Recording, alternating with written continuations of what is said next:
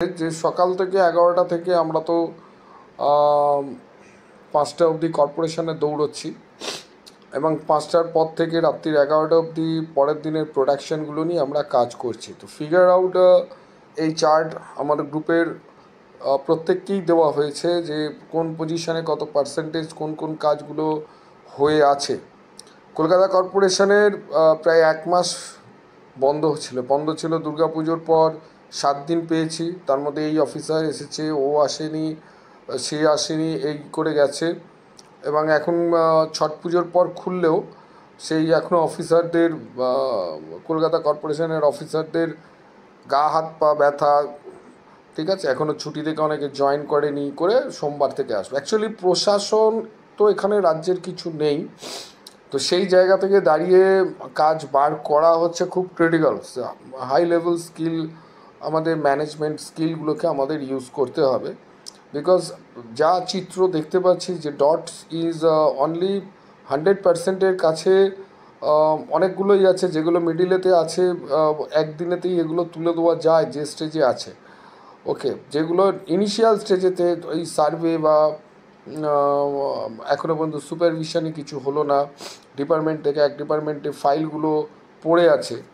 তো বলার বিষয় হচ্ছে যে ট্রাস্ট দিয়ে প্রত্যেকটার পার্সেন্টেজ আমাদেরকে এগোতে হবে এবং একটা সার্টেন টাইমের মধ্যে এইগুলোকে করতে হবে।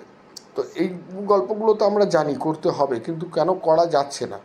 1 নম্বর অফিসার পাওয়া যাচ্ছে না, অফিসারদের পাওয়া যাচ্ছে না, তারা আসছে না, ইরেগুলার, এ আসে তো ও আসে না। আর কিছু কিছু ডিসিশনস মেকিংয়ের গল্প থাকে যে এটা করা গেলে, এটা হলে পরবর্তীকালে এটা কীভাবে বেরোবে।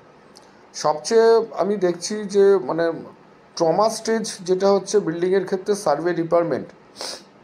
সো সার্ভে ডিপার্টমেন্টের এই ট্রমা স্টেজটা কিভাবে কাটানো যায়, এই কিছু কিছু অফিসার আছে যে 1 মাস ধরে ফাইলটা ফেলার পর তারপর সেই বিশেষ করে বেহালা অঞ্চলে যে দাগ নাম্বার পাচ্ছে না, জিএল নাম্বার পাচ্ছে না। আমি এটা নিয়ে বসাকের সাথে, ডেপুটি চিফের সাথে কথা তো বলবোই যে ভাই, জমির আইডেন্টিফিকেশন গভর্নমেন্টের কাছে নেই, আমরা কি খুঁড়ে খুঁড়ে কোথা থেকে বিএলআরও, কোথায় তোমার বিল্ডিং ডিপার্টমেন্টের কোন প্ল্যান আছে, কোন নথি আছে, এগুলো কি আমাদের খোঁজার কাজ? তাহলে আমরা কিন্তু কোনো সার্ভে ফাইলে যে মিনিমাম ন্যূনতম যে টাকাটা তোমাদের ডিপার্টমেন্টে দেবো না, কিন্তু চেঁচামেচি কিন্তু এবার শুরু হবে। সো সার্ভে ডিপার্টমেন্টের সবচেয়ে মানে জঘন্য ডিপার্টমেন্ট সার্ভে, এবং বসাকদাকে বলবো যে একটু তুমি দেখো। আর কিছু কিছু পলিসিগতভাবে আমি দেখছি কিছু কিছু অফিসার আছে দীর্ঘদিন ধরে ফাইলগুলোকে ফেলে রাখছো। ফাইলগুলো যদি পড়ে থাকে, তারপর যখন নাড়াচাড়া হলো, তারপর বলছে এটায় দাগ আছে, ওটায় পুকুর আছে, ওটায় ডোবা আছে। তো ঠিক আছে, তো এই যে বিষয়গুলো কলকাতা কর্পোরেশনে এর আগে আমরা বলেছিলাম যে তোমরা ডেটা পাবলিশ করো, যে কোন জায়গায় ডোবা আছে, কোন জায়গায় পুকুর আছে। আর ডেটা পাবলিশ যদি না করো, তো একটা কনসালটেন্সি যখন আমরা করি, আমাদের একটা এস্টাবলিশমেন্ট কস্ট আছে। 3টে ছেলে আমাদের কন্টিনিউয়াস ড্রয়িং করে যাচ্ছে, এই রোদে ঝড়ে ছেলেগুলো দৌড়চ্ছে, লিয়াজেনিং করে ফাইলগুলো করে রেডি করে ফেলার পর তারপর 1-1.5 মাস ধরে ফাইলটাকে রাখার পর দেখা গেল সেখানে ডোবা বা পুকুর বেরোচ্ছে। আদৌ সেখানে ডোবা বা পুকুর আছে কি না, যে তথ্য সার্ভে ডিপার্টমেন্টে আছে, কেউ জানে না। এটা দীর্ঘদিনের একটা মানে ব্যাড প্র্যাকটিসিং হচ্ছে। সো এই জায়গাগুলো সার্ভে ডিপার্টমেন্টে আমি বলবো বসাককে, ভাই আপনি একটু দেখুন।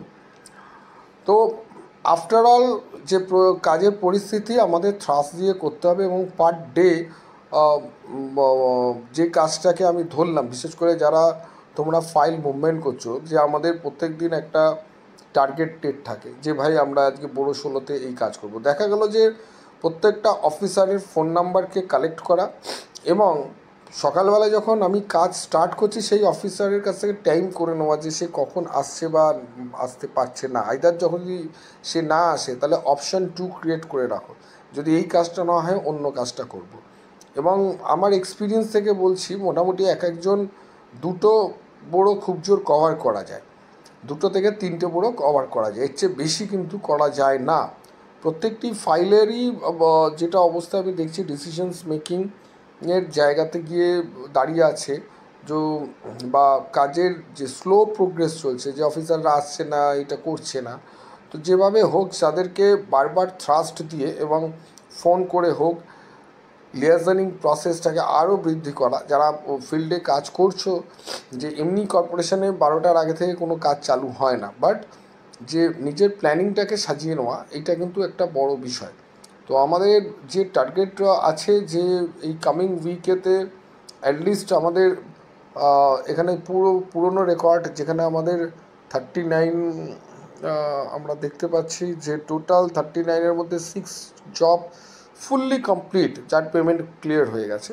অ্যান্ড বাদবাকি মোটামুটি আমরা দেখতে পাচ্ছি যে টার্গেট আছে যাতে 20-20টা কাজ কিন্তু শেষ করে দেওয়া যেতে পারে আগামী 15 দিনের মধ্যে। কেননা এখানেও তাও ভুল ডেটা আছে, কেন 39 নেই, অলরেডি এটা 43 হয়ে গেছে।